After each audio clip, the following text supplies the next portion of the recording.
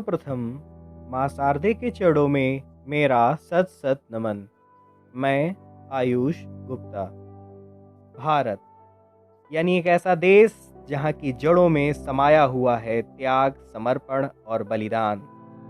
ऋषियों ने सींचा इसको ज्ञान से और मतवालों ने बलिदान से। यहाँ युद्ध भी ज्ञान से अनुशासित है। जहाँ एक ओर महाभारत का रणक्षेत्र है, वहीं गीता का उपदेश भी। हम वो देश हैं जहाँ युद्ध नहीं धर्म युद्ध लड़े जाते थे। भारत ने कभी किसी पर आक्रमण नहीं किया, किसी को गुलाम नहीं बनाया। हमारे ऊपर असभ्यों का आक्रमण होता रहा और भारतीयता कभी मरी नहीं। ऐसा ही एक चालाक आक्रमण हुआ ब्रिटिशों का भारत को उपनिवेश बना करके। खुद को मानवाधिकारों का चैंपियन, सभ्यता का प्रतीक मानने वाली इस जाति ने भारत में 1757 से 1947 के बीच 1.8 बिलियन लोगों की जान ले ली और 1765 से 1938 के बीच 45 ट्रिलियन डॉलर की लूट करके भारत से चले गए। ये मात्र आंकड़े हैं, वास्तविकता और भी भयावह हो सकती है। यह गए भी तो विभाजन का ऐसा घाव दे करके जो आज भी दिखता रहता है। आज बात इतिहास के पन्नों में दर्ज ब्रिटिश काल की ऐसी ही एक खूबसूरत कहानी की, का आंदोलन, जहां भारतीय परंपरा ने ज्ञान के मार्गदर्शन के साथ बलिदान और प्रतिरोध किया। यह कहानी है कैसे प्रतिरोध की, जिसमें बलिदान हुआ एक 13 वर्षीय बालक, जिसने दुनिया को भारत की बाल शक्ति का परिचय दिया। ये लौ, कुश, ध्रुव और प्रहलाद की परंपरा का बालक। 1857 के 15 वर्ष पश्चात सन 1872 में अंग्रेजी शासन के विरुद्ध एक आंदोलन हुआ, कूका आंदोलन, जिसका नेतृत्व कर रहे थे लुधियाना में जन्मे पंडित राम सिंह कूका।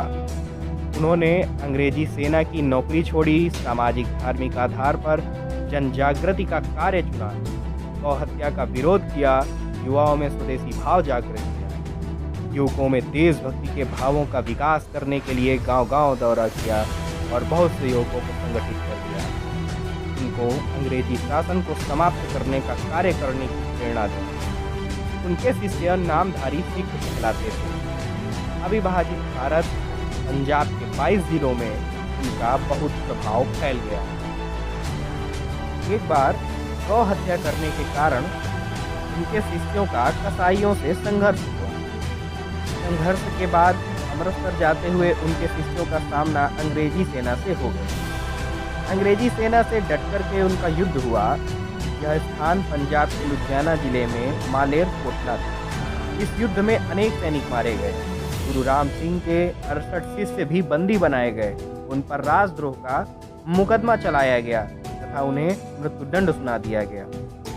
अंग्रेज डिप्टी कमिश्नर कावन के आदेश से उसकी उपस्थिति में इन शिष्यों को तोप के मुंह पर बांध करके गोलों से उड़ा दिया जाता था, जिससे इनके चीथड़े उड़ जाते थे। वे साहसी वीर थे और वे अपने आप ही तोपों के सामने जा करके अपना सीना उसके मुंह पर लगा देते थे। इस प्रकार 49 वीरों को मृत्युदंड दिया गया।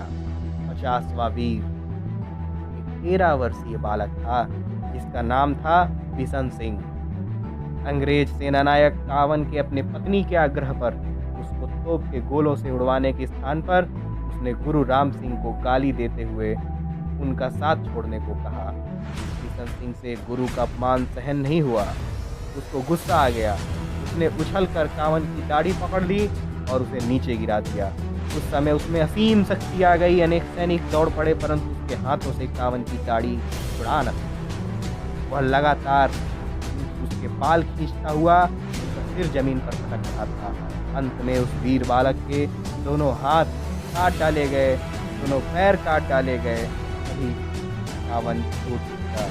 बाद में बिशन सिंह के पैर काट दिए गए और उसकी मृत्यु हो गई।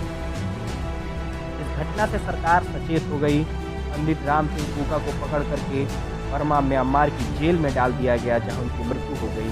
यह आंदोलन कूका आंदोलन के नाम से हुआ। इस प्रकार कूका आंदोलन ने युवकों को प्रेरणा दी। स्थान स्थान पर युवकों को अंग्रेजी शासन के विरुद्ध काम करने के लिए तैयार किया जाने लगा। पर दुर्भाग्य इस देश का कि आज हम आज़ादी के 75वें वर्ष को मना रहे हैं, आज़ादी का अमृत महोत्सव मना रहे हैं, पर भारत का बालक आज बिशन सिंह को नहीं जानता। अब यह हमारी जिम्मेदारी है कि हम इस इतिहास के इस गुमनाम नायक को सम्मान दें।